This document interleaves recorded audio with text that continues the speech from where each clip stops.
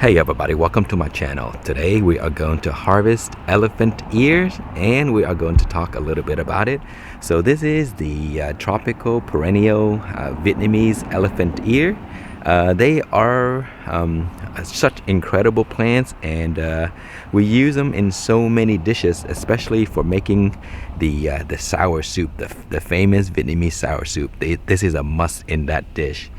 So they are, again, as I mentioned, they are tropical plants, so they cannot stand the cold temperature here in Texas.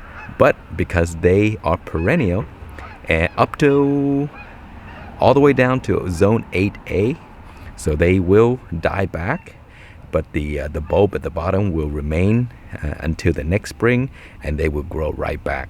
So last year we had temperature that goes below 0 degrees Fahrenheit. Everything in the garden died, and of course these plants all die back, and they grew back in the same place the next season. So here they are. And so if you do grow this, if your climate is too cold, what you can do is you can dig the bulb up and store it away in a dry, cool place in your basement or something like that, just like you would store any other flowering bulbs, and then you can bring it back out in the spring and grow them again. But if you live in zone 8A or similar climates, you can just leave them outside as long as the soil doesn't freeze completely over for too long. They will remain alive underneath the soil, and in the spring they will grow right back. So that is what I usually do. I don't dig them up, I just leave them here, and yeah, they'll just grow right back. See, last night we got a little bit freezing temperature, and you can see here the leaves begin to droop. So that is why we are going to harvest most of these, so I can save some for the winter and use them for later. So I'm going to cut these down, put them in a Ziploc bag, and I'm going to freeze them so that I can use them in the future. So the leaves are pretty beautiful. They're like taro leaves. You can grow these as like ornamental plants. In the warm climate, they get enormous. They get very big. But if the temperature is colder, then the leaves don't get as big. It takes around 2 to 3 months for these to grow to full size. So they are very fast growing plants. They're very easy.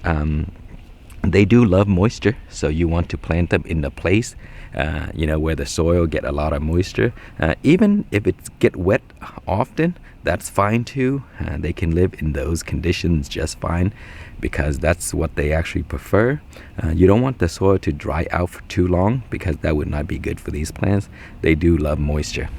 And so yeah, anyway, here is what these beautiful leaves look like. This is just the baby one, and as I mentioned, they do multiply at the bottom, and so they easily can be divided. And you see those over there, you see they keep spreading. And so if you plant one, a few months later you will have 2 and 3 and 4. So they keep dividing at the bottom and multiplying. And so that's their habits. So they will grow, as much or as many as you would allow. And so these can be easily divided and move into a different area, and they will grow and then spread again. So that is one of the problems. They do spread pretty well. And so if you grow them next to plants that are small, they could shade the plants out, because the leaves can get enormous and they would just cover everything else beneath it. So anyway, today we are going to harvest them, and I will show you what it looks like, and maybe I'll cut them open and let you take a look, and then I will show you some recipes. I'll point you to some recipes that you can look at. That way you can know how to make these if you happen to grow them. Okay, so the stems is what these are grown for. So they're very similar to taro, but taro you grow them for the roots, but these you grow them for the stems. And so the stems can get pretty big, as I mentioned, in warmer climate, but in the cooler climate they don't get very big. You see, when you cut them, they look like this. And so the way we prepare these is we just cut them into sections like this, and then we just peel back the skin. And so this is what we usually do. We just peel it back. You see that? It's very, very easy. And it's actually very satisfying when you do this for some reason. And so this is how I cook mine. And you want to get rid of all of the stringy outer layer. So you know, sometimes you can't get it all on one side. You just flip it over and do the other side. See? And that is it. And so now what we do is we slice them like this into little pieces. And here it is right here. And so these are usually the cuts that people would make. And you make them in Canh Chua, which is the sour Vietnamese soup. You can stir fry these. And because they don't have much of a flavor, it takes on the flavor of whatever you cook it in. And so it tastes, you know, just like whatever you cook it in. So the flavor is not anything to be afraid of. They're just amazing. And yeah, they're just one of our favorites in soups and stuff like that. So yeah, that's it, guys. Thank you so much for watching. Please like, comment, and subscribe.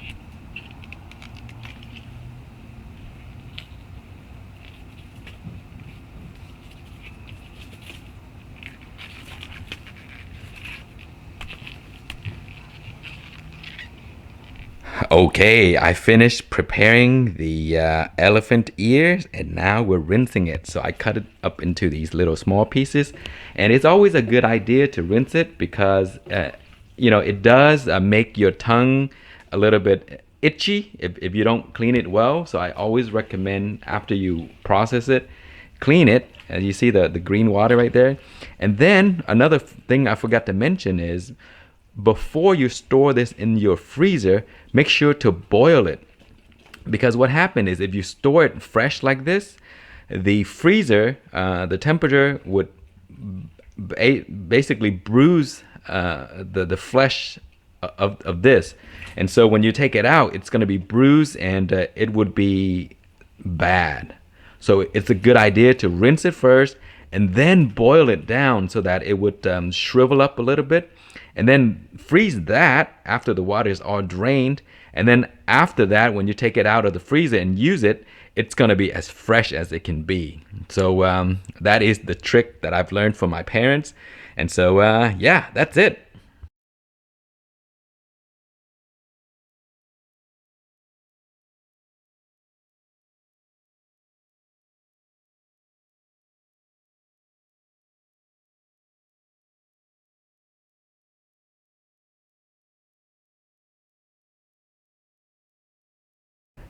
Okay, here is the finished product. So I have them in individual bags, so it's easy to take one out and use them instead of putting everything in one bag, and then you have to unfreeze it and then divide them. So it's best to portion them out and then put them away just like this. And as you can see, everything shrunk so much. I had a lot of stems, and now this is what it looks like when it's all cooked and shriveled up. But yep, that is it. So I hope you try this and save some for the winter time. That way you have plants to use, and these plants are just amazing.